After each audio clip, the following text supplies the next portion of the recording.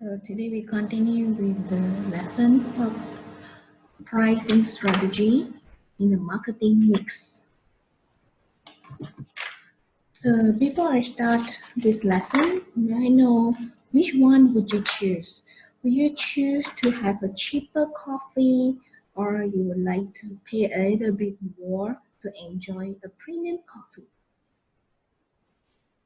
So think about it. You might need to think about your spending power, okay, your choices, and which one is available to you.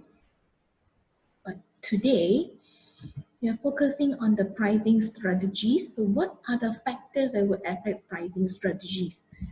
Could be the internal factors, whether the business is making the objective, okay, would like to expand the market share, break into a new market, increase its profit, or make sure all its costs are covered and a target profit is earned.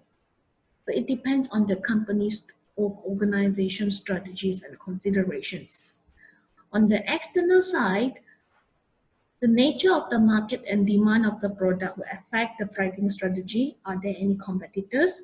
And what are the other environment factors? For example, the economy, is having recession, the resellers, or the other stakeholders that would change the pricing decisions.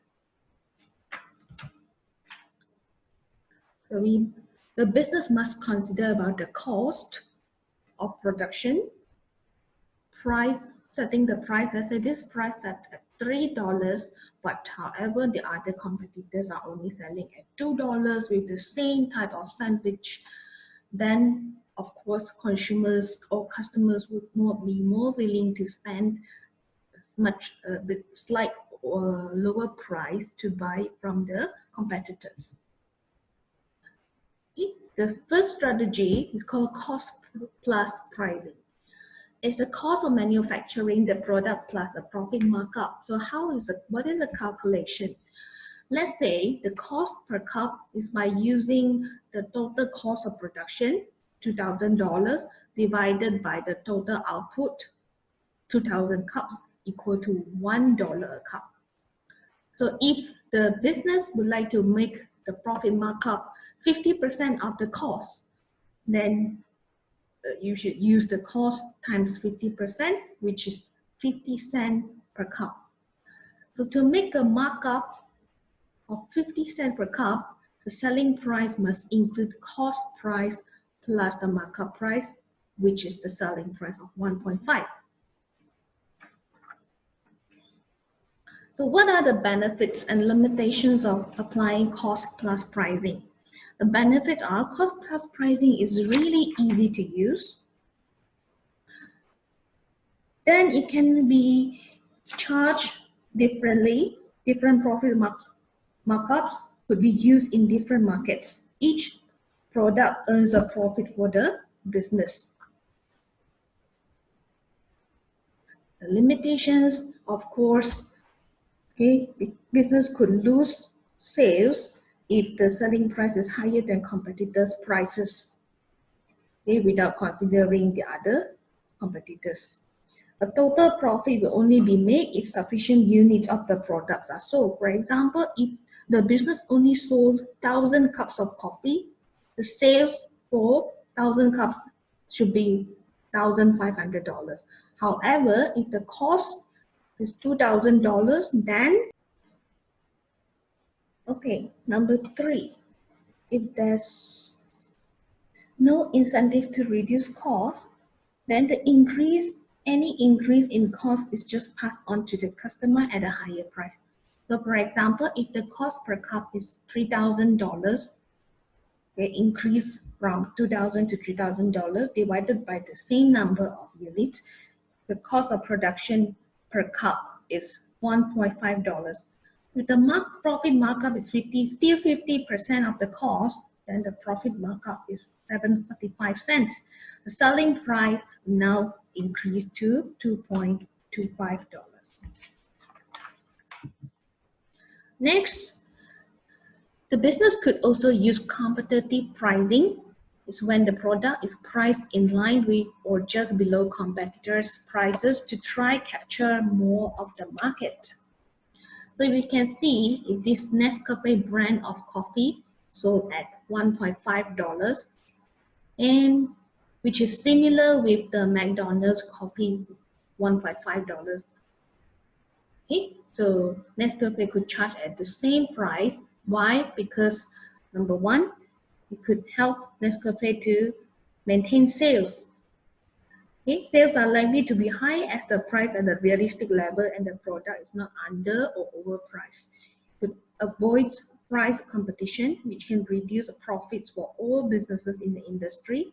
Number three, often used when it is difficult for consumers to tell the difference between the products of different businesses. If there are not much differences, then the business could consider to use competitive pricing in order to get higher sales and avoid price war. What are the limitations? So for example, if this Starbucks Frappuccino, its cost of production definitely is higher with higher quality of coffee. If they want to compete with the same price with the other competitors such as Nescafe at a lower price, then the business could face losses and or perhaps it can give the impression of the product is at a lower quality image. Other than that, market research is also very costly to conduct to find out what are the prices charged by the other competitors. So what are the pricing strategies could be used other than competition pricing? Another way of charging prices would be penetration pricing. So it's when the price is set lower than the competitors' prices in order to enter a new market. So what's the difference of this penetration pricing and competitive pricing? Penetration pricing is mostly targeting on the new market or new type of product.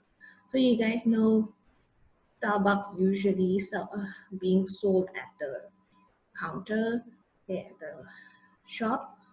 So they came up with the new product which is available in the supermarket. The bottle Frappuccino, and the price of this new bottle is cheaper than the fresh made coffee, fresh brewed coffee at the shop. So what are the advantages, benefits of using penetration pricing? Okay, it's suitable for new product because of the price is relatively lower. It ensures that sales are made and the new product enters the market successfully. Number three, market share could be built up quickly. Limitations, the product is sold at a low price and therefore the profit per unit may be low. It's hard to raise price if the consumers already get used to the low prices and reject the product if the business start to raise the price after the product's early success. It might not be appropriate or a branded product with a reputation for quality. So the price shouldn't be too low, like Nescafe, at $1 or $2, okay, they charge at $9. Price skimming is where a high price is set for a new product on the market. So you see this Starbucks coffee always come out with the new flavor discoveries. So what prices they could use on these new flavors product? Okay, it's a new invention, new development of an old product. Okay, therefore, it can be sold on the market at a high price and people will pay this high price because of the novelty factor. Never tried it before. Oh, I must try it. Okay, and post the pictures on Instagram, Facebook to show off. Then price skimming benefits. What are the benefits of using these pricing strategies? It proved that establish the product of being of good quality is special. Okay, it's never been established before. Okay, then secondly, it could help to cover some part of the development cost of the product. and rapidly recoup the profit made on the product at a higher price. Number three, of course, if the products are unique, a high price will lead to profit being made before competitors launch similar product, then the price will have to be reduced. So by creating new products, charging price skimming before the other brands follow and join the market. What are the limitations for price skimmings? Some consumers might think, oh, this is too expensive. $20 per cup is already expensive, and I won't fork out another $5 just because it's a new flavor. Okay, and the high price and high profitability may also encourage more competitors to enter the market to share the profit. Lastly, promotional pricing is when a product is sold at a very low price for a short period of time. That you always see Starbucks buy one, free one promotion.